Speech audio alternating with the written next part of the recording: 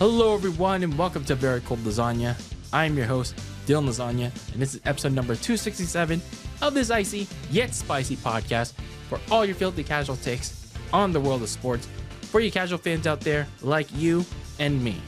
In this episode, we have to talk about some football because even though it's the NFL offseason, there's a particular thing happening in the National Football League that is on the horizon that's going to determine the future, at least for the upcoming season, that's still several months away, that's going to determine the future of all 32 teams in the NFL for this upcoming season and for the next maybe year or so. And that is the draft, the annual NFL draft. Who's going to be that franchise player, whether it's at quarterback, running back, receiver? Who's going to be that next franchise star for one of these teams or stars, maybe multiple? We shall see. And that's going to happen in this upcoming draft. We're going to find out all those answers in this upcoming draft, the 2025, yes, the 2025 NFL draft. And we're going to get you filthy casuals out there, readied up, and, well, at least try to, in the best way possible with our annual Very Cold Lasagna Filthy Casuals Guide to the 2025 NFL Draft. Now, before we get started in this episode with our Filthy Casuals Guide to this draft, make sure you follow Very Cold Lasagna on social media, on the X and Instagram at Very Cold Lasagna. Listen to the show wherever you get your podcast, where it's on Apple or Spotify. And if you happen to be watching this on YouTube, make sure to smash the subscribe button. And if you're not subscribed already, what the heck are you waiting for? We talk about the NFL, we talk about wrestling, and on the rare occasion, very rare occasion, we talk about some other sports. But mainly we talk about pro wrestling and the NFL on here and give our casual opinions on both wrestling and the NFL.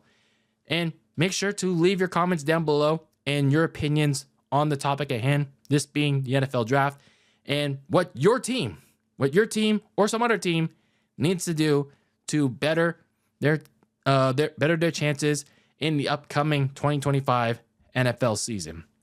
So leave me your takes down below in the comments section and make sure to smash the like button as well.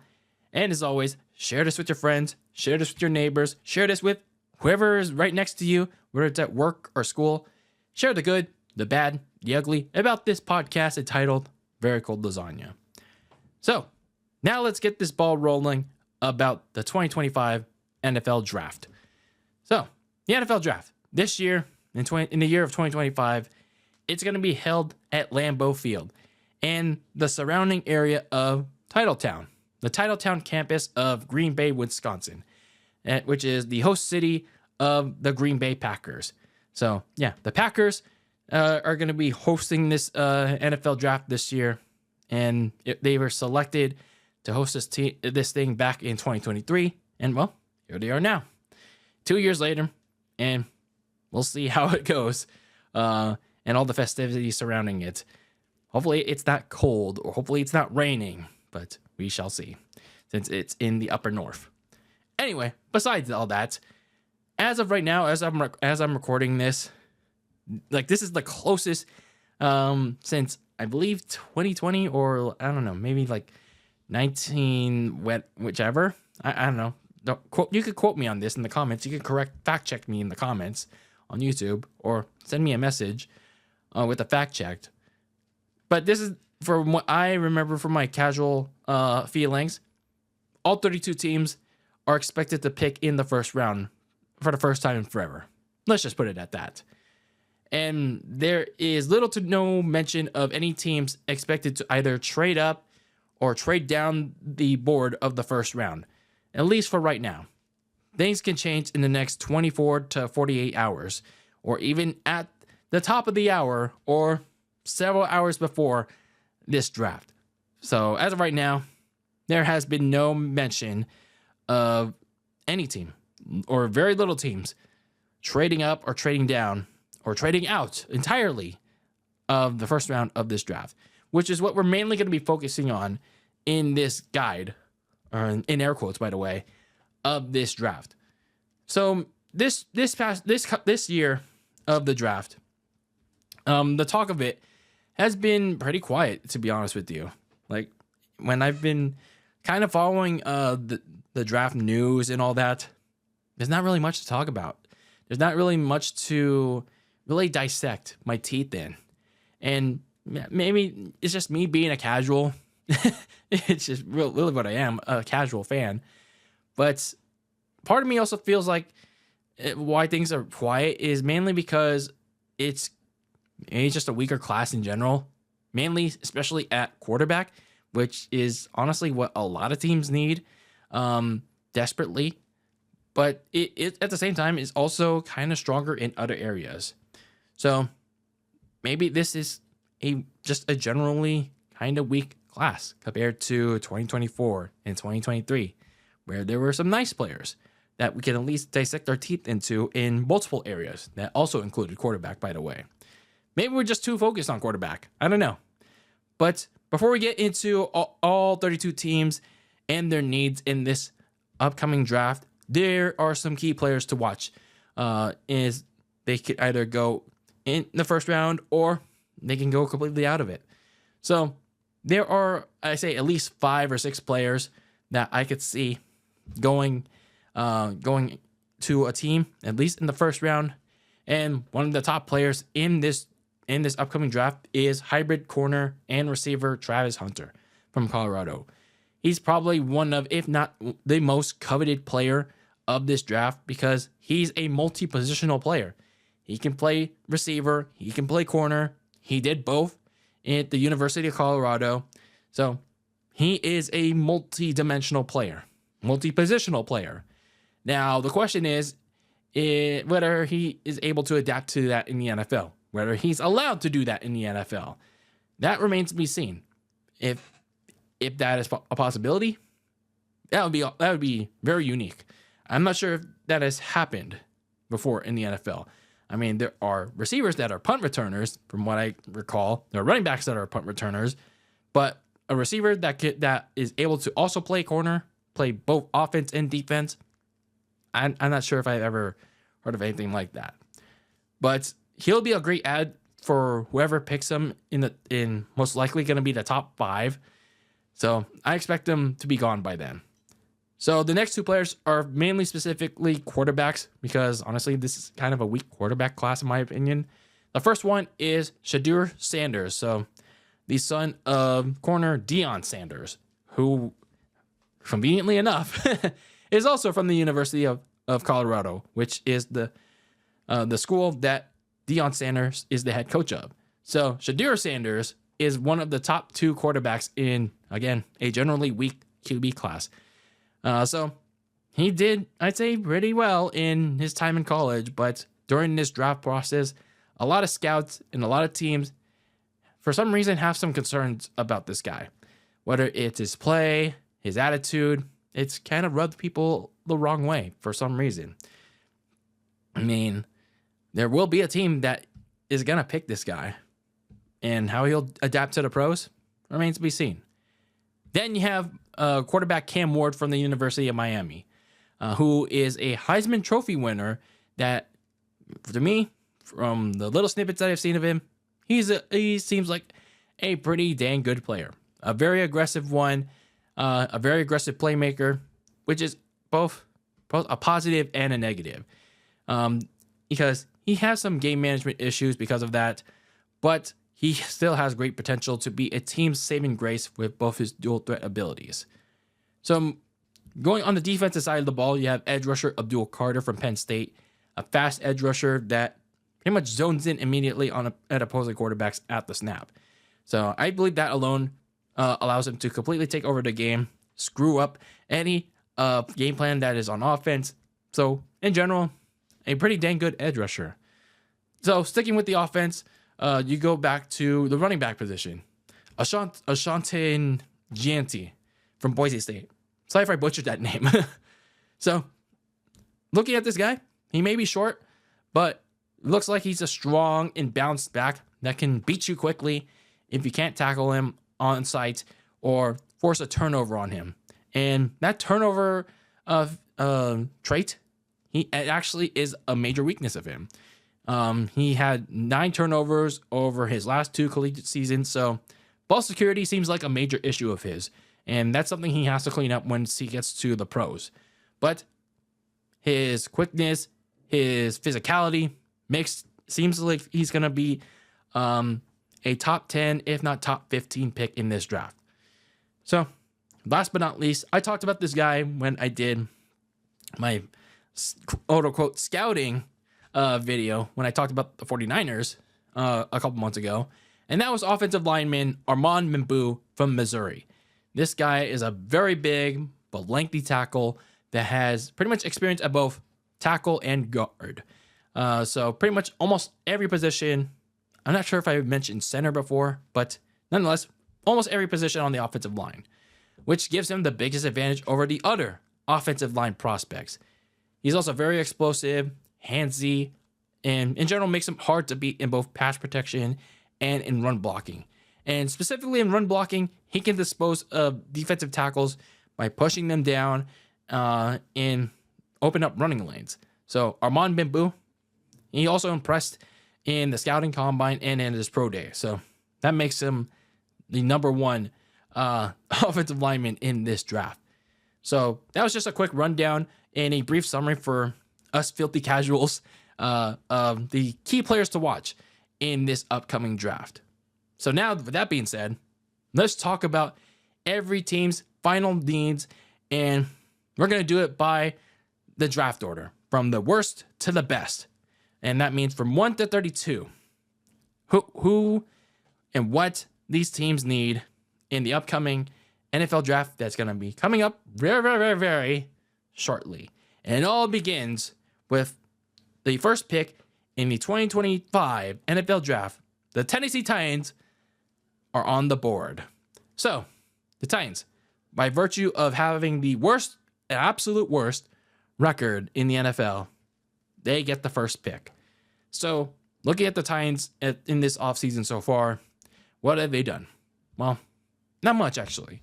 And that's pretty much kind of be a running theme for most of these teams. Not really a whole lot. So the Titans weren't too active in the offseason, despite, having to basically rebuild, pretty much.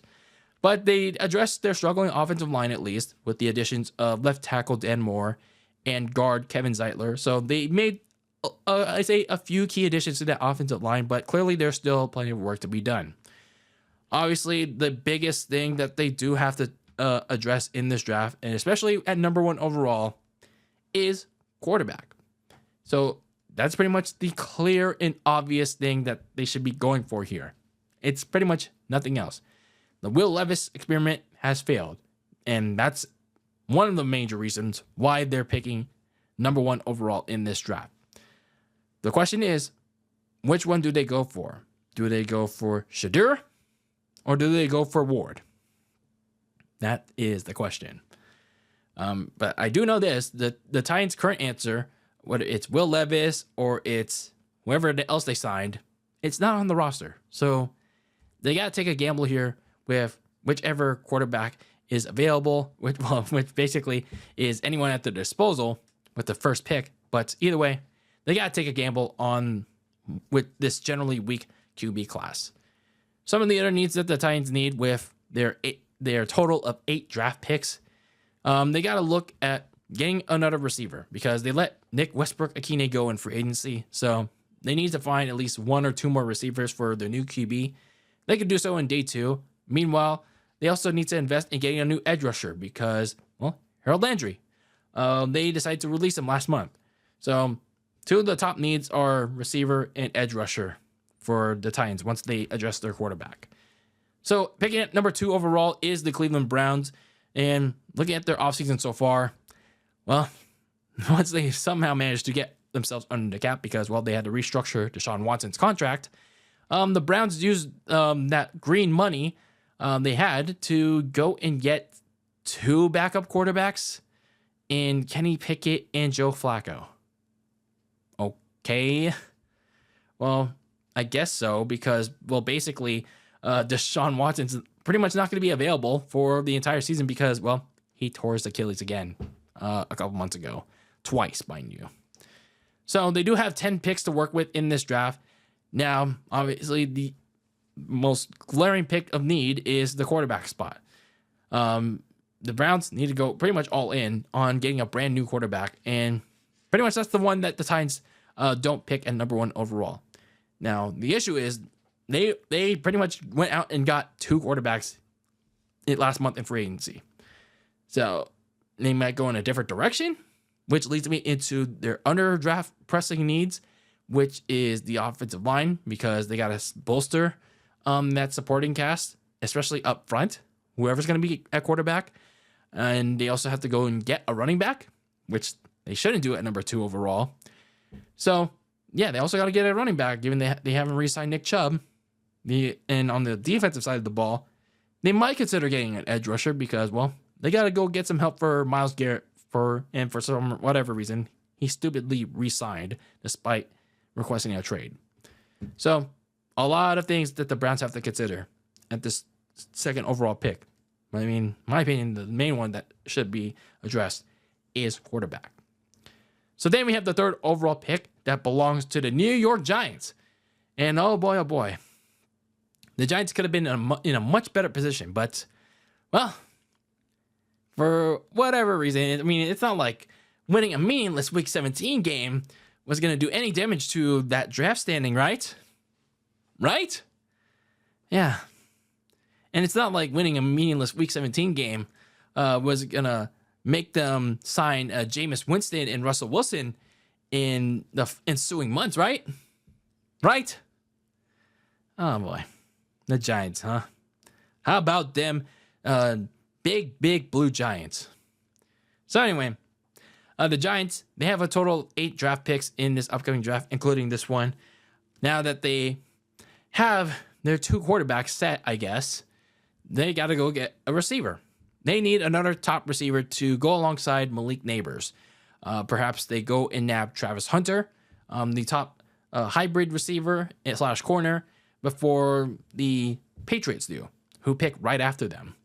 Some of the other things that the Giants need in this draft is, well, pretty much addressing both sides of the trenches, both sides of the lines, because, yeah, they need serious help, especially on the offensive line, because, well, if Russell Wilson's going to be the starter, yeah, he's going to have serious trouble trying to evade pressure, especially at his age. And, well, Jameis Winston, he's kind of mobile, but, I mean, he also is on the older side as well. So they're going to have to, add some artillery to that offensive line because, yeah, that's been a serious issue for the last several years. And it also led to Daniel Jones tearing his ACL a couple years ago. Meanwhile, you also still need to consider getting a quarterback of the future, but maybe you can get that on day 2 if there's someone available. But this is the Giants we're talking about here. Meanwhile, the Patriots, picking at number 4. The Patriots, looking at their offseason, they hired the coach that they wanted in their former player, Mike Vrabel. And in the ensuing free agency that was to follow, they beefed up their defense big time with the additions of defensive lineman Milton Williams, edge rusher Harold Landry, and got some help in the secondary by adding Carlton Davis. And then they didn't forget about the offense because, well, they got to help out their hopefully franchise quarterback, Drake May. So they got some help on offense by adding the likes of offensive lineman Morgan Moses and a new toy in receiver Stephon Diggs.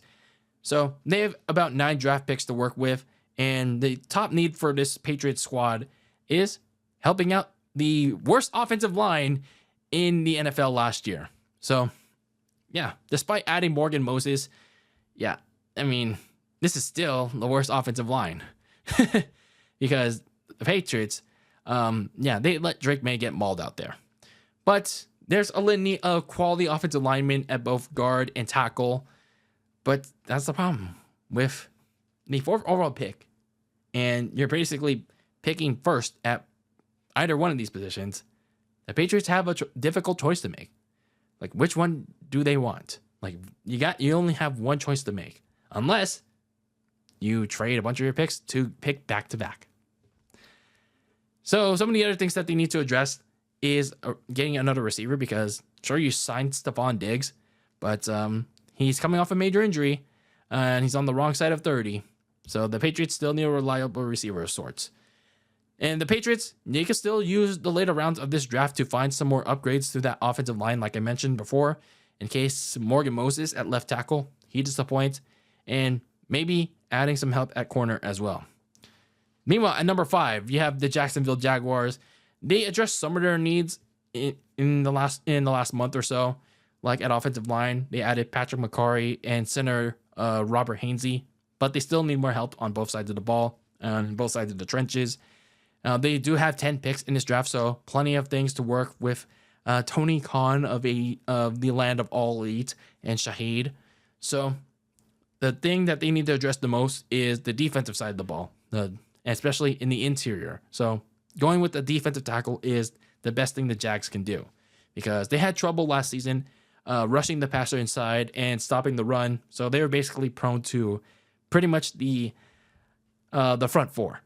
And they didn't address that problem in free agency. So I think this is where they really need to address that here.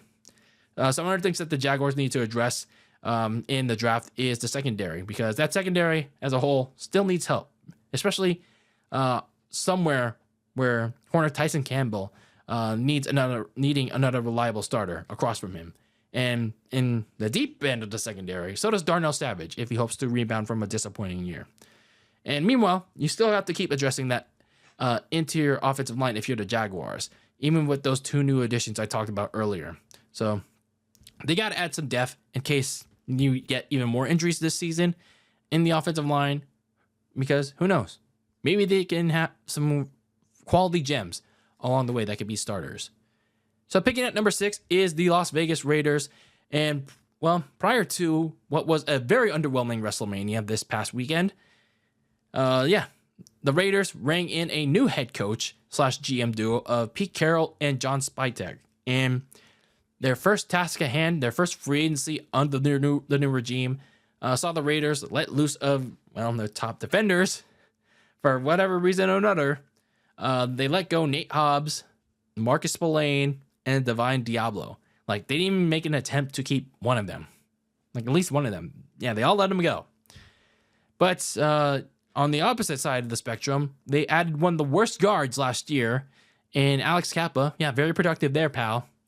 They also, on the defensive side of the ball, they added corner Eric Stokes, and they made a trade. They made a trade at quarterback because, they didn't have a great quarterback room last year. So they decided to rectify that by, not drafting a quarterback because, they fucked that up last year by winning a bunch of games that they shouldn't have. But they decided to go out and trade for a quarterback, and that was Pete Carroll's old buddy, Geno Smith, from the Seahawks. Okay, let's see how that works out. So anyway, they have 9 total picks to work with in this draft, so at least it gives the Raiders some room to work with when it comes to supplying Geno Smith with some help. And that leaves them in a little bit of a pickle. So when it comes to addressing their top need, and that means they have to think about whether they want to address either receiver or running back. But in this case, I would go with the top-ranked running back in Ashton Gianti, because Vegas desperately needs a running game. They did, just like with the quarterback position, they don't have a running game. They had no running back to rely on, and that was severely lacking last year. So yeah, that like the Raiders in general just basically had no offense last year. So some of the other things that they have to talk about is they need a receiving room as well. Like, they have to keep supplying Geno with solid options in the passing game. And honestly, it wouldn't surprise me if the Raiders traded back into the first round to go and get a reliable receiver for Geno. Meanwhile, they still need to add a bunch of people in a still weak secondary, especially after they let go Nate Hobbs to free agency. So yeah, they have to bolster to that very weak secondary and at least find a linebacker because, again, they let go Robert Spillane and Divine Diablo. Like, what are they doing? But hey, they at least got a underwhelming WrestleMania, right? Pretty much tells you the story of both the WWE and the Raiders in one picture. But then now we have that number 7, the New York Jets. The other side of New York brought in a new regime of Aaron Glenn and Daryl Mogi as the new head coach / GM duo. Expectedly released both Aaron Rodgers and Devontae Adams, which pretty much proved that the Aaron Rodgers trade for Gang Green was an absolute bust. But nonetheless, they finally got rid of that stench, and in free agency saw them add a new quarterback in the helm, and that was Justin Fields. And Justin Fields still relatively young, but not exactly the best couple years since entering the league in 2021. So hopefully this will be a turnaround for him, but that remains to be seen. Not much else happened in free agency though for the New York Jets, but they do have 8 total picks to work with, so a good amount to supply Justin Fields with some help, and especially supply him with some protection up front, which is something that, well, he didn't really have in both Chicago and Pittsburgh. So the top need for the New York Jets is the offensive line, because Gang Green had one of the weakest offensive lines last season and pretty much the years prior to it. So they'll need to supply Justin Fields with better upfront protection. And honestly, that starts with someone like either with an Armand Mambu or a Kelvin Banks Jr. or Will Campbell. So as long as they get the proper protection, proper alignment for Fields, and maybe they could get even more later on in the draft, I think, yeah, that could be a successful draft pick for the New York Jets. And yeah, they could beat other teams to the punch on that. Meanwhile, looking at what else the Jets need to do in this draft, well, they need to add depth in the defensive line. Like, they still don't have much in the interior, especially because besides Quinnen Williams, there's not much else. So finding some help for him is crucial. The defensive needs continue from there because they need some more depth in the secondary at pretty much all positions because, Andre Cisco, sure, he's there, but he's a vet that's pretty much struggled, and as well as Brent Stevens. So they need some more depth and some quality ones at that. So looking at the 8th overall pick that is held by the Carolina Panthers, their main objective for this offseason was to improve the worst defense in the NFL. So that was possessed by Carolina, by the way. And, well, they have done some steps into improving that very weak defense by adding to the front four Bobby Brown III and Tershawn Wharton, but not much else after that. So they still got plenty of work to do when it comes to trying to improve that very, very, very bad defense. So going into this draft, they have 9 total picks to work with, which is a pretty good amount. And, well, pretty much going into this draft, that big top need is defense. They can pretty much go any ways about this. Linebacker, edge rusher, defensive tackle, like Dan Morgan and Dave Canales, they got to keep addressing that very terrible defense before anything else. Like, it shouldn't be offense. It shouldn't be a kicker. I mean, barely anyone drafts a kicker in the first round, but you get my point. Like, the direction of what the Panthers need to do is obviously the defense, no matter what the position. But what position that is easier said than done, clearly. So some other things that the Panthers need to do is obviously, speaking of the other side of the defense, is the secondary. Even with the re-signings of Michael Jackson, not that Michael Jackson, by the way, and J.C. Horn, who had a big year last year, they still need serious depth at all fronts, especially at safety. Once they finally cover their defense with some of the 9 picks that they have, they can focus a little bit on offense, whether they may be able to find some gems at tight end on day 2 or 3, or maybe even at receiver as well. So look at the 9th overall pick is the New Orleans Saints. So the Saints so far in this offseason, well, they are pretty much in the same position that they were in the last offseason and the last offseason and the last offseason. Eternal salary cap hell. So that left the Saints with pretty much not being able to do much of anything other than add safety Justin Reed, corner Isaac Yiadom, and receiver Brandon Cooks. But then there was some recent news about Derek Carr, like conflicting news about Derek Carr. him having a shoulder injury that could impact his availability for this upcoming season, and then him, faking that shoulder injury. What's up with that? What is up with that? So this conflicting news about Derek Carr's shoulder injury leaves the Saints with a very big need of, they got to draft a quarterback. Now, question is, do they do it in the first round, though? That's a big question, because I'm not sure if Shedeur Sanders is going to be available by then, because, Cleveland or Tennessee is going to be gunning for them at that top 2. Or it might be someone like Jackson Dart. I don't know. So either way, the Saints have to be considering quarterback as their top need going into this draft, because with the news about Derek Carr and that shoulder injury, or whether it's real or not, they have to be really seriously considering about getting a quarterback. Because do they really want to go through another season of whatever's on the roster currently? Do they? So some of the other needs that the Saints need to consider going into this draft is, focusing on that defensive line. Sure, they re-signed Chase Young, but they still need more help for Cameron Jordan, desperately. And then getting another receiver or tight end to help out Chris Olave and Rashid Shaheed. Those are absolute must, especially considering that they might not have Taysom Hill, that multi-positional player. They might not have him to start the season, coming off a torn ACL. Then we have the 10th overall pick as we finally get to the top 10, the Chicago Bears. The Bears probably had one of the most productive seasons out of any team this offseason.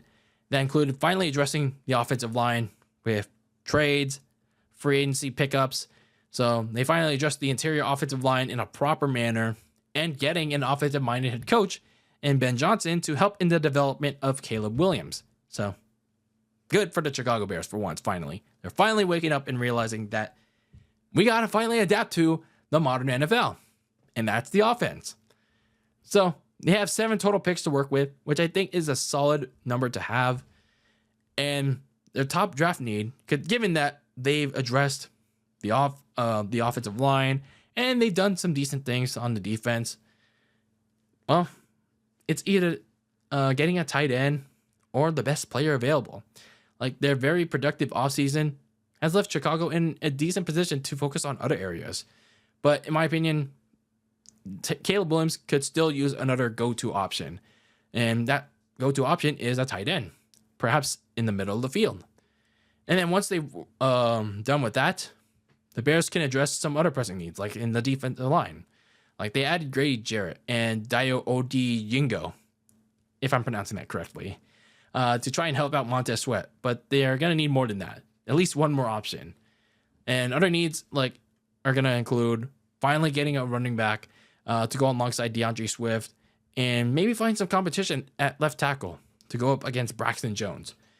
Yeah, that offensive line may be improved, but there's still one more key weakness, and that's Braxton Jones. So then we get to the 11th overall pick, and we have to revisit my team.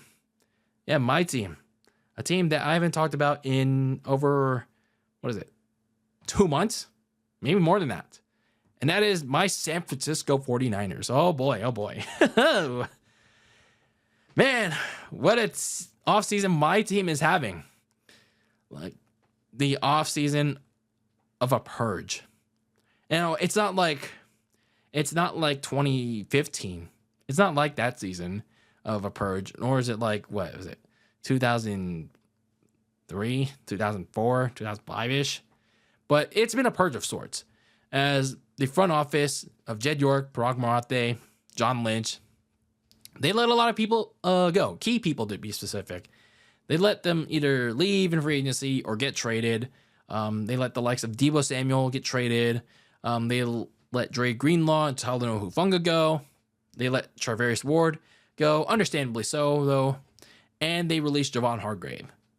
They do have 11 total number of picks to work with, which is a very good thing.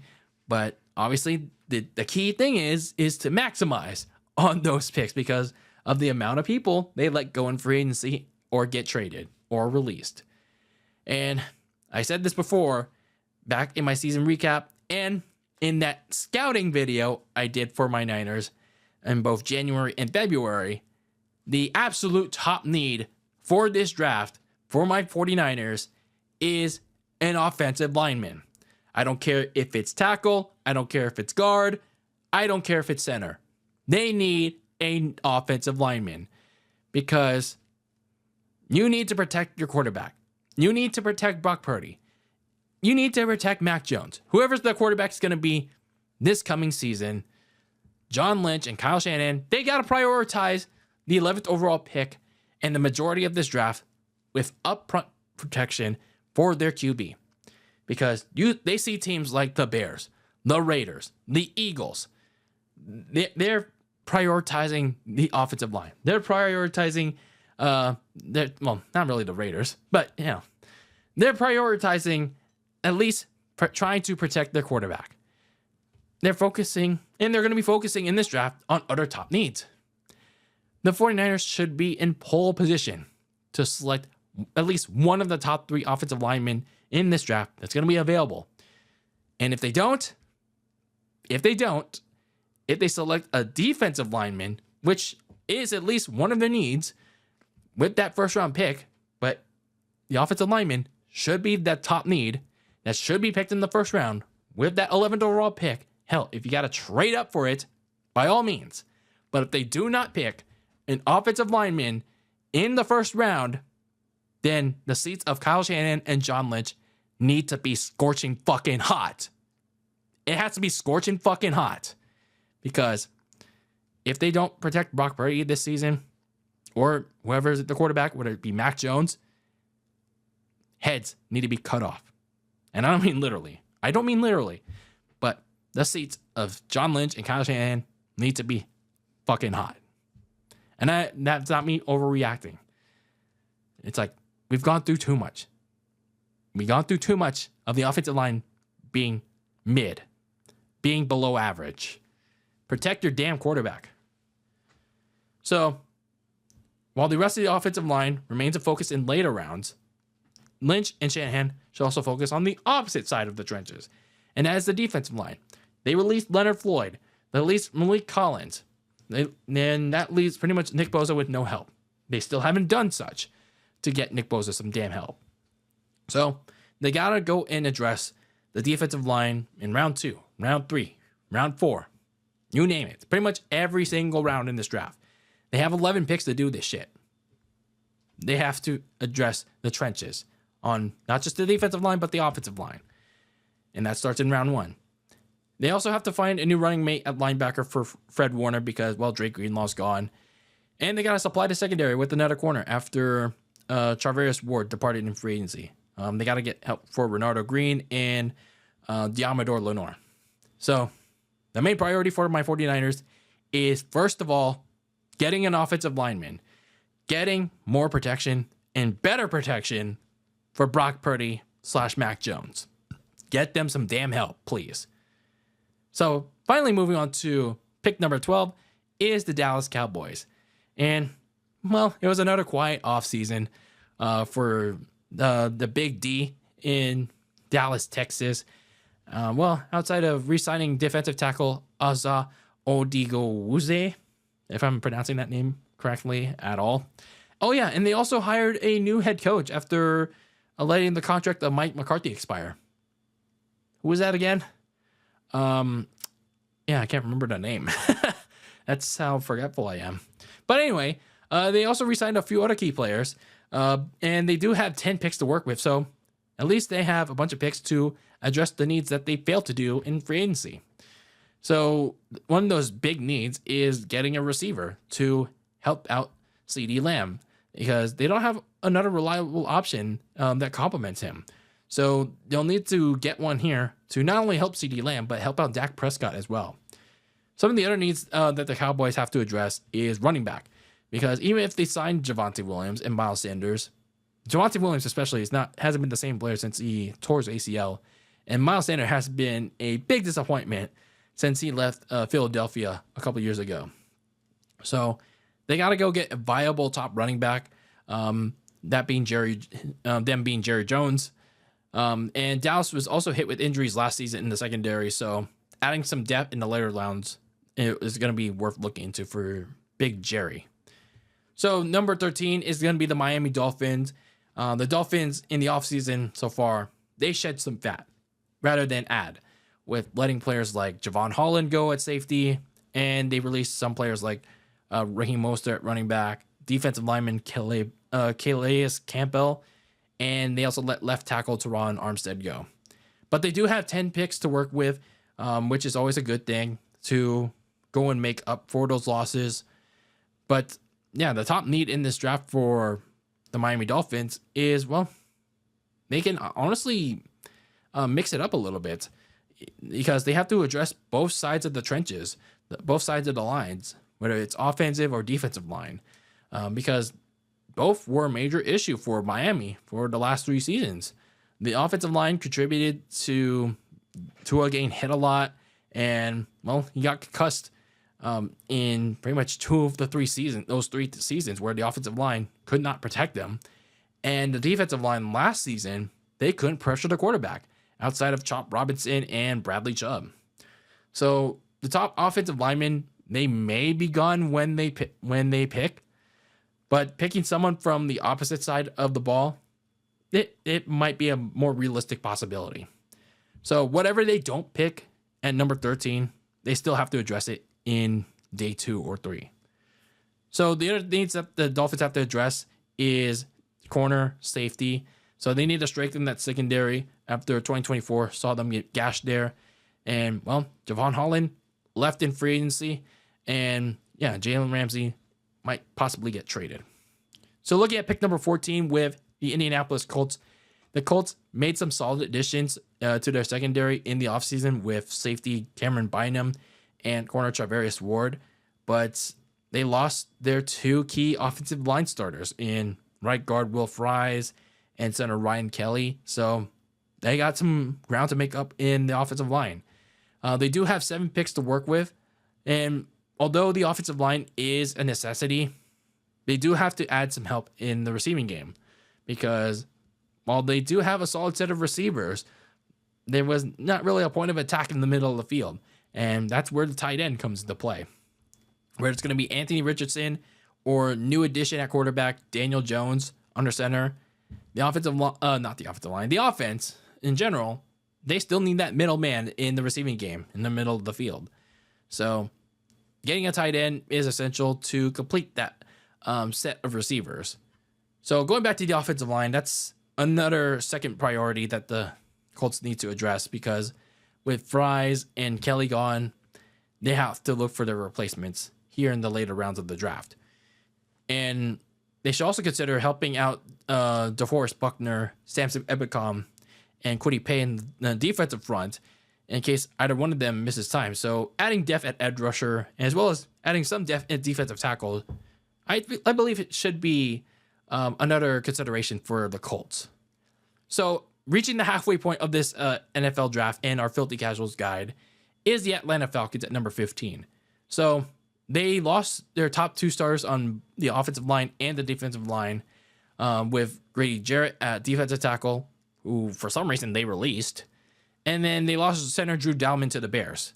But the Falcons did make some key additions to their weak defense with edge rusher Leonard Floyd, linebacker Divine Diablo, and corner Mike Hughes. The latter 2, I believe, will make some nice additions to that Falcons defense. The issue is, though, the Falcons have only 5 picks to work with in this draft. So they have to be really picky with who they need to add in this draft. So we have to be really selective on what they need to go with. And my top draft need for them is either a defensive tackle or an edge rusher. So the Falcons still need to get Leonard Floyd and the other defensive tackle, Morgan Fox, some help at both of their positions. Again, the problem is, though, they only have 5 picks to work with. And after that first round pick, they are going to only have 4. So maybe the best thing that they could do is a 2+2 kind of deal, where their other draft needs, that being safety, corner, and receiver, that they split that they split the difference, or they do a 2+1+1 deal where they get all three of their needs in that kind of deal. So, like, it's difficult when you only have 5 picks to work with. Like, they need help at corner, they need help at safety, but they also at the same time need another option for Michael Penix Jr. in the receiving game, because all they have is Drake London, Kyle Pitts, and that's it. So, a lot of difficult decisions to make for the Atlanta Falcons, unless they go make some trades to get an additional pick. But it still leaves you with just 6. So speaking of 6 picks, that's what the Arizona Cardinals have at number 16. So Arizona, they bolstered their lacking defensive front with big additions in edge rusher Josh Sweat and tackle Dalvin Tomlinson. But even if it was still a relatively quiet offseason, they still made 2 big moves to help out what was I'd say middling defensive front. So like I said, they do have only 6 picks to work with, and one of those picks needs to be an edge rusher. The Cardinals, they're still one piece away from having a much better front 4, and I can honestly expect them to use that first pick to further strengthen that front 4. So after they're done with that first pick, Arizona can at least focus on using their picks in a wise manner, and a majority of them should be helping out that secondary, because that secondary was still pretty bad last season. But at the same time, they can also get another receiver for Kyler Murray, Trey McBride, and Marvin Harrison Jr., because that's pretty much all Kyler Murray had to work with was McBride and Harrison Jr. And even that connection, which was supposed to be touted well with Murray and Harrison Jr., it didn't work out quite yet. So moving on to pick number 17, we have the Cincinnati Bengals. And Cincy, so far in the offseason, they did the unthinkable with extending both T. Higgins and Jamar Chase, that being giving them big fat contract extensions somehow, some way.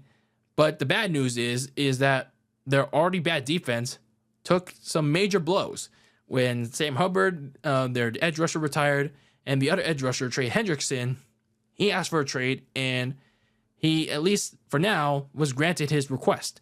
Now there's just finding a trade partner, and whoever wants to take on that, his contract extension or whatever Trey Hendrickson's asking for.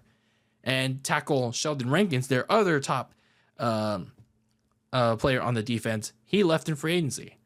So the Bengals, they only have 6 picks to work with here. And the Bengals are pretty much going to have to do an all defensive draft. And that starts with their top need, the defensive line. Now, whether it's tackle or edge, the Bengals first have to address that front 4, because with all these problems going on in the defensive line, with Hubbard retiring, Hendrickson still finding a trade partner for him, and then Rankins gone to another team, this is too big of a problem for the Bengals to ignore. So, yeah, even with whatever they addressed in the first round, you still have to at least address the other part of that defensive line, whichever one they don't address with their first pick. So they still at least need another edge or 2 if Hendrickson does get traded. And even if he doesn't get traded, you still got to find some depth there. And then you got to go address the secondary, because it still completely sucks. And they need better corners around Dax Hill, who no longer has Mike Hilton, even though he's unsigned to a team. They got to go help out Dax Hill around the secondary. So moving on to the Seattle Seahawks, who have the 18th pick of this draft. So the Seahawks in the offseason so far saw major changes on offense, with the Hawks trading away their top receiver in DK Metcalf to the Steelers. And they also shipped off Geno Smith to the Raiders while replacing Geno Smith with free agent Sam Darnold. So you got a lot of major changes on offense with Darnold now a quarterback, and, well, you don't really have a lot of options at receiver, because Metcalf is gone to the Steelers, and they also released Tyler Lockett, leaving Jackson Smith-Njigba as the only reliable receiver in the offense. Oh, yeah, and I also forgot about Cooper Kupp. So you do have 2 reliable options, but you don't really know if Kupp is going to have a bounce back year. But they do have 10 picks to work with, so they have at least something They do have a good amount of picks to rectify that. But they first have to address my personal top need for the Hawks, and that is the interior offensive line at guard. Because the interior O-line has been an issue for years for the Seahawks. But last year was especially problematic in run blocking and a good portion in pass protection. So the Hawks need to start their quest of beefing up the interior in round 1 and go and get a guard for Sam Darnold. Because, well, Sam Darnold, ironically enough, he also had this issue in the playoff game against, ironically enough, the Rams when he was with the Vikings. And they also got to use 2 more picks on the other spots of the offensive line, whether it's at center or the right guard, whichever guard position that the Seahawks don't pick. They just got to retool the interior offensive line in this draft. So some of the other things that the Hawks need to address in this draft is corner, edge rusher, so some things on defense. Like, they didn't add another corner alongside Reek Woolen and Devin Witherspoon, 2 talented corners in free agency. So they still got to add another person to strengthen that depth. And I think they should also consider adding another receiver, because all they did was add Cooper Kupp and Marcus Valdes-Scantling. So you don't know what you're going to get out of the 2. So I think adding another receiver, like at least add some depth to that core, is a consideration that they have to have. So going at number 19, we have the Tampa Bay Bucks. So mainly for the Bucks so far in this quiet offseason for them, it was mainly about re-signing their key players like Chris Godwin and Lavonte David. And they have 6 picks to work with, which is not really all that much in the grand scheme of things. So trying to narrow it down to what they truly need is pretty much a linebacker. Because Lavonte David, he's still a key piece to the front 7, but he's getting older. And the Bucks really need to start thinking about a long-term plan and get a successor that he can mentor, that they can rely on in the long once he retires. So some other things that the Bucks can use in this draft coming out of it is replenishing the secondary, and perhaps we can be looking at another team that uses all their picks on defense, and honestly should, because their secondary was below average last season, especially late in the year, because the starters around Jamal Dean and Antoine Winfield and the bench players around them, they really struggled. So it's critical that Tampa Bay gets them help. So moving on to pick number 20, we have the Denver Broncos. And for Denver, they mainly focused on adding help to their already strong defense with the additions of former 49er players Dre Greenlaw and Talanoa Hufanga. Both players who are really good when they're healthy, but that's the issue. They are coming off injuries. At least in the case of Greenlaw, still trying to bounce back from an injury. But again, hopefully coming as a former Niners fan, hopefully they'll be able to do so. They do have a decent amount of picks to work with 7 picks, and their biggest need that they need to address coming out of this draft is a running back, because that was their major weakness last season in Bo Nix's rookie year, was the inability to run the ball, and that forced Denver into a majority of passing situations, and it forced Bo Nix to run it himself a lot. So if Ashton Genty is not there, it might consider Denver to trade back. But if there is a running back worth getting late in round 1, then by all means, Denver should get it. So Sean Payne can continue to build around Bo Nix's supporting cast otherwise. And that includes getting a number 2 receiver behind Cortland Sutton, as well as getting a viable tight end. So yeah, this draft should mainly be about getting Bo Nix some more help around him. So at number 21, we have the Pittsburgh Steelers.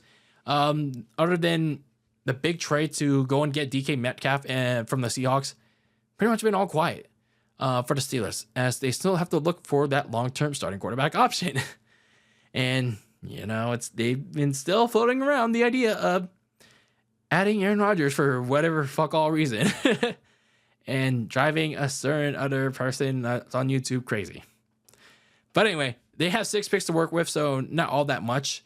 And, well, their top need pretty much boils down to, well, whatever depends on how they're feeling. And honestly, it's very hard to predict what the Steelers are going to do because Mike Tomlin badly needs a quarterback, and it's not going to be Mason Rudolph, in my opinion. Mason Rudolph is not going to be their answer. Let me tell you that. And based on how he did with Kenny Pickett 3 years ago in drafting him, honestly, I just can't see him picking another quarterback in round 1 or even round 2. That said, despite that, it's more than likely he waits until round 2 to do that and pick his quarterback. Instead, in round 1, he picks a defensive lineman and get that succession plan for whenever Cam Hayward retires. So some other things that the Steelers need to address in this draft is the offensive line because they lost both their top left tackle in Dan Moore and their starting guard, James Daniels, in free agency. And at some point during this draft, they got to find their replacements because their O-line needs to be upgraded. It struggled late in the season in protecting Russell Wilson, so they have to upgrade that offensive line. So at pick number 22, we have the LA Chargers. The Chargers added running back Najee Harris and Justin Herbert's familiar receiver, Mike Williams, and Latt McConkey. But realistically, those additions are not enough, in my opinion, when it comes to helping out that LA offense. But fortunately for the Chargers and Jim Harbaugh, they have 10 picks to work with. So their top need is obviously a receiver because the Bolts need an actual number 2 behind Ladd McConkey. Or if they don't think that Ladd McConkey can be that number 1, go and get their number 1 then. Because Justin Herbert needs a downfield threat that can elevate the offense, and more importantly, a number 1 or number 2 that can, well, be reliable, that's on the field most of the time, and can stay healthy for Justin Herbert. So sticking with the offense, the other pressing need that Jim Harbaugh needs to address is a tight end. Justin Herbert needs a middle of the field option in that offense, and they could also stand to add a running back as well for competition for Najee Harris. And then defensively, Joe Bosa and Poona Ford are gone, so they're going to have to find replacements for them in this draft. At number 23, we have the Green Bay Packers, the host team of this draft. And in the offseason that's been going on so far, pretty much quiet for the Pack, other than adding corner Nate Hobbs and on the offensive line, guard Aaron Banks. So not much has been going on for the team that's about to host the draft. So for the host team, they have a total number of 8 draft picks. So a solid number to work with. And for as much as the Packers and their fan base are going to hate doing this, especially with the draft in their home stadium and in Titletown, they're going to have to pick a defensive player again in the first round. I know a lot of Packers fans are going to hate that, but they really need this defensive player. And they're going to need a corner specifically. Because an argument can be made that it's necessary. It's necessary that they pick a cornerback because their starting corner in Jair Alexander, they can't rely on him anymore. He can't be relied on because the man can't stay healthy. It's as simple as that. So some other things that they have to consider drafting is a receiver, preferably a top receiver.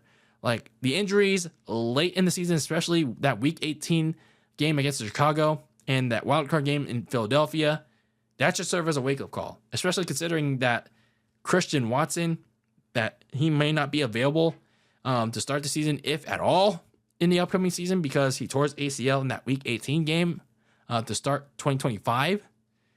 Yeah, they need to invest in that receiver position like hard. And meanwhile, looking at the pass rush, they can also use some new blood to compete with Devontae Wyatt and Lucas Van Ness, who honestly haven't been living up to their potential. So looking at number 24, we have the Minnesota Vikings. The Vikings, they let Sam Darnold leave in free agency, and to help usher in the J.J. McCarthy era, who's coming off his own injury, they bolstered both sides of the trenches, adding some key pieces on the offensive and defensive line Unfortunately for the Vikings, they have the lowest number of picks of any team in this draft with just 4. Yes, as the number of times that, well, Liv Morgan and Raquel Rodriguez won the women's tag team titles. Yeah, that number of stat padding that Liv and Raquel have going on with those useless tag team titles. But to each their own, I guess. So, yeah, 4 tag team titles is the equivalent of 4 draft picks that the Minnesota Vikings are going to have in this draft. And they really got to use those wisely. And one of those picks, I believe, have to be at safety. And for some reason, the Vikings re-signed Harrison Smith, who is 36 years old and was a liability at that position. So they need someone younger and can eventually supplant him. It's as simple as that.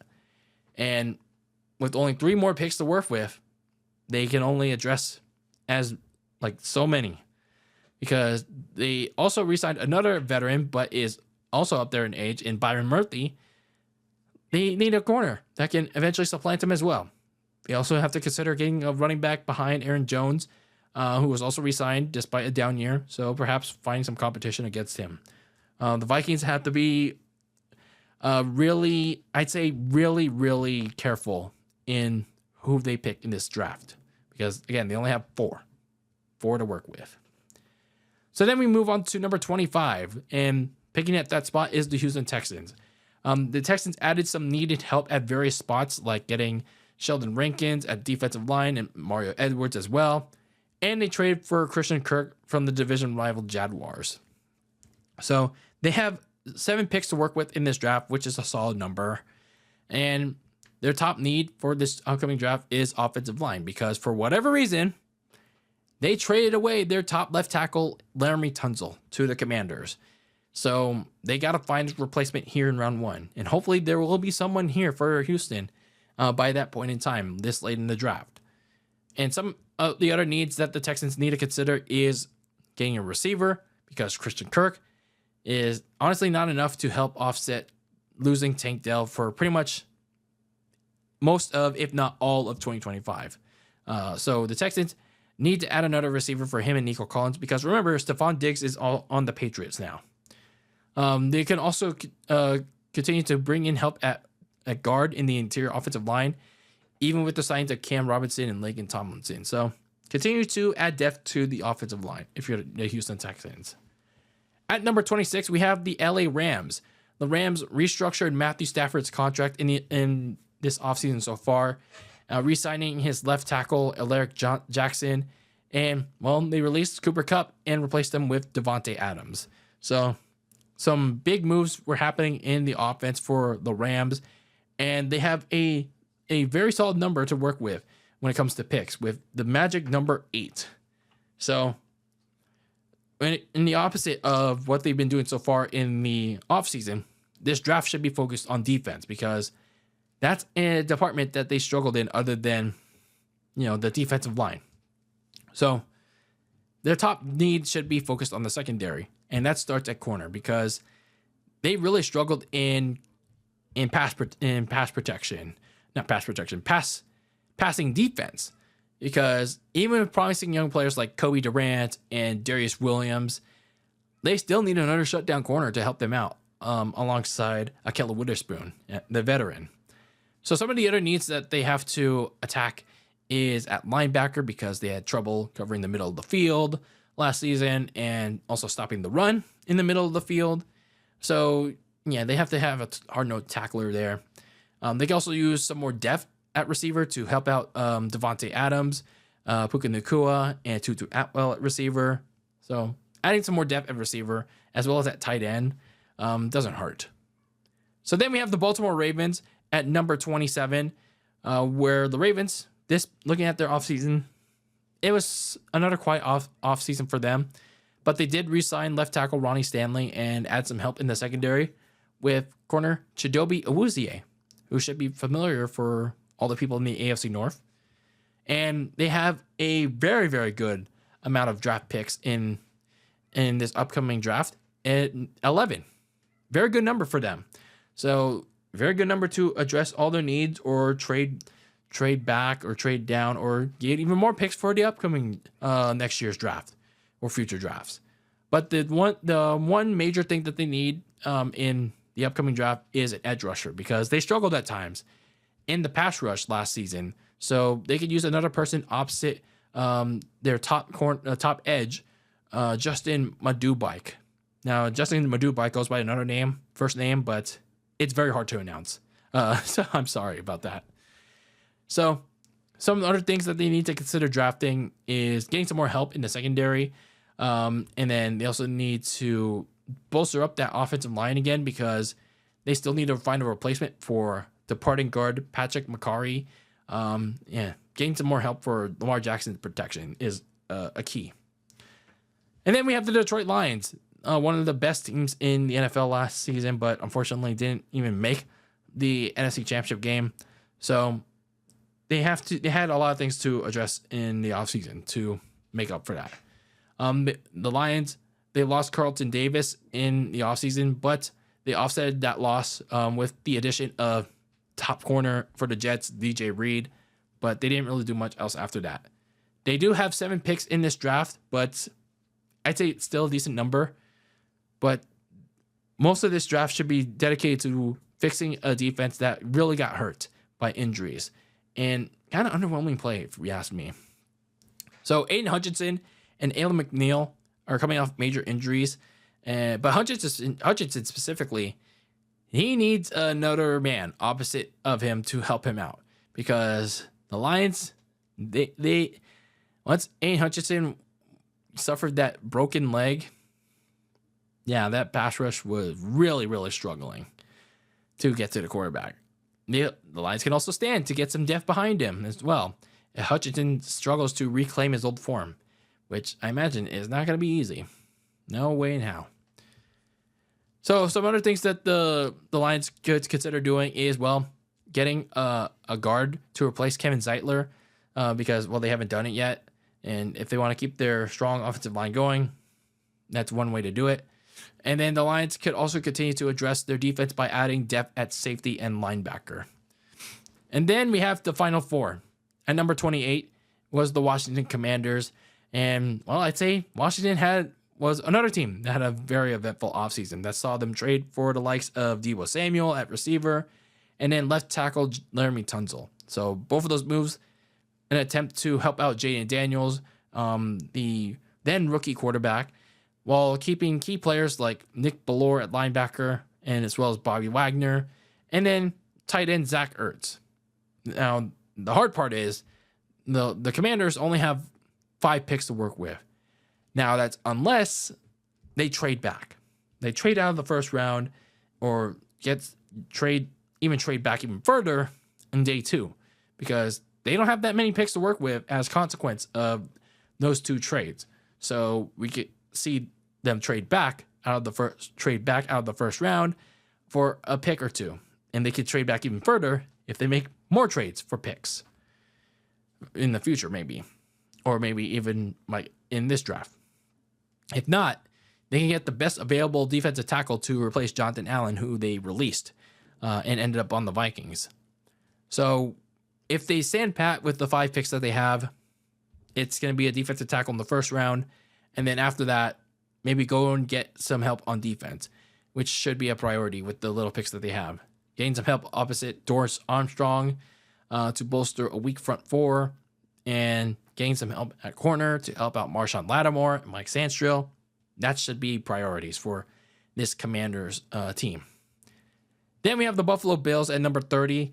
The Bills took on a subtraction by addition approach by replacing the likes of Von Miller, who got released, and corner Khair Elam, who was a first-round bust, as he went to the Cowboys, and replaced them with the likes of Larry Ojinobi at defensive tackle, Dane Jackson at corner, and at edge rusher Joey Bosa.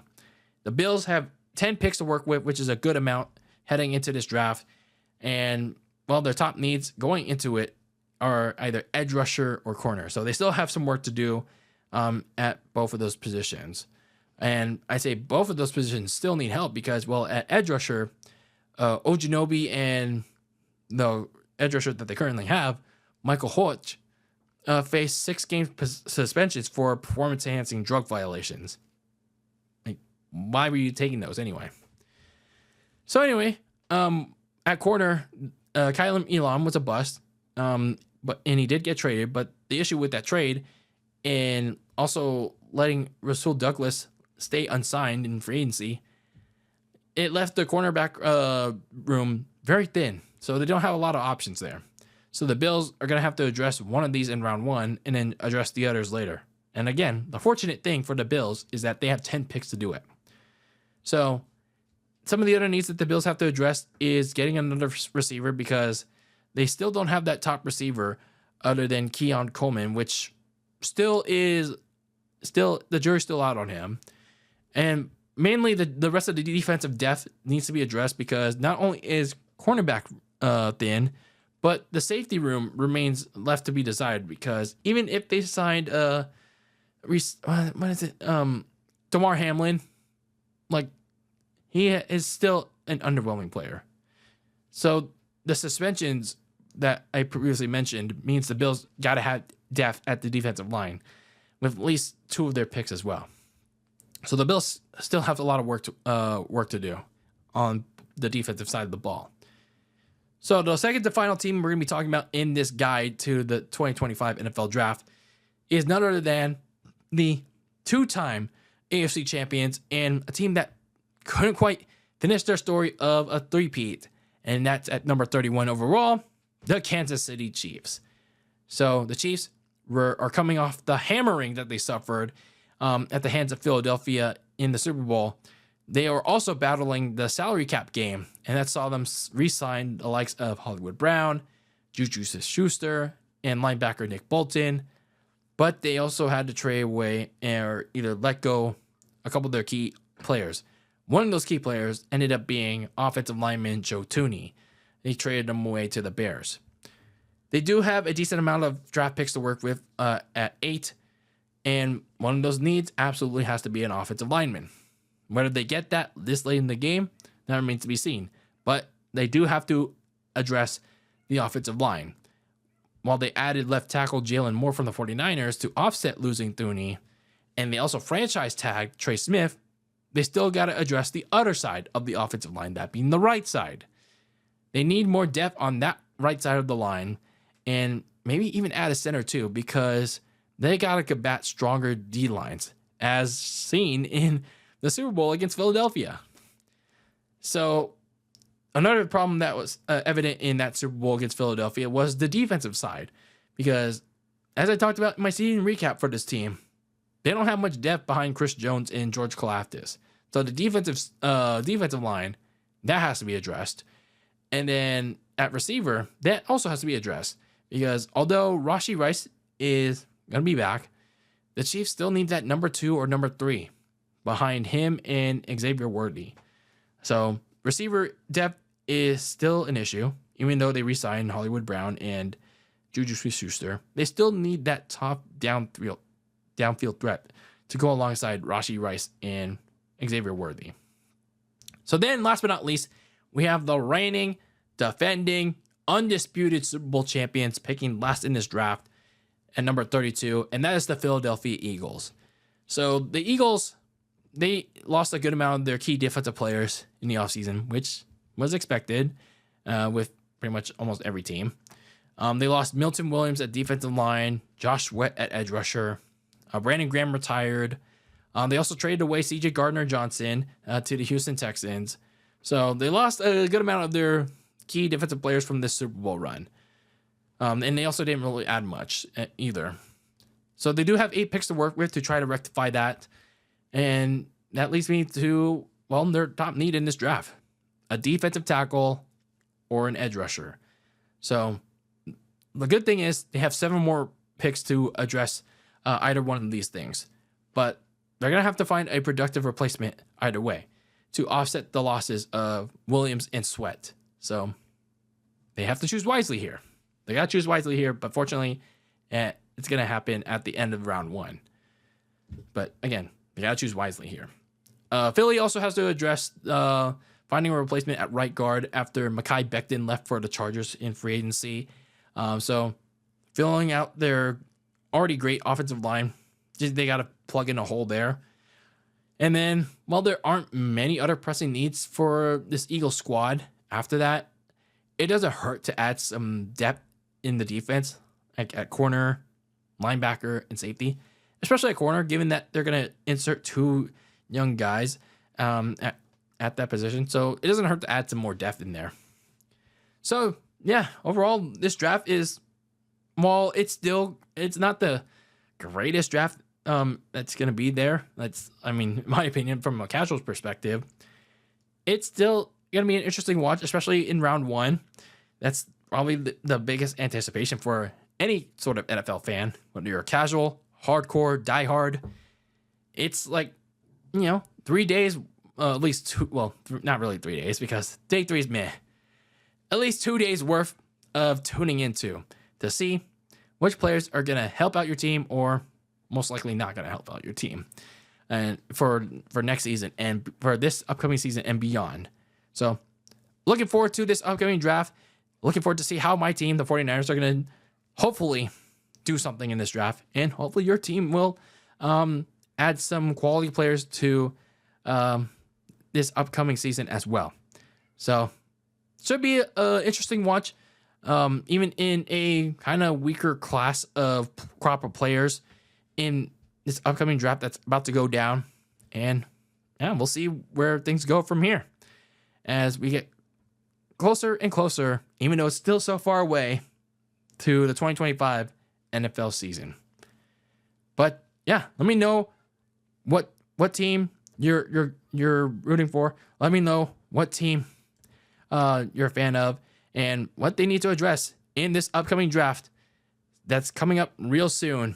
Whether it's in the comments on YouTube or slide into the DMs on my socials at Very Cold Lasagna. Yeah, with your takes on this upcoming NFL draft.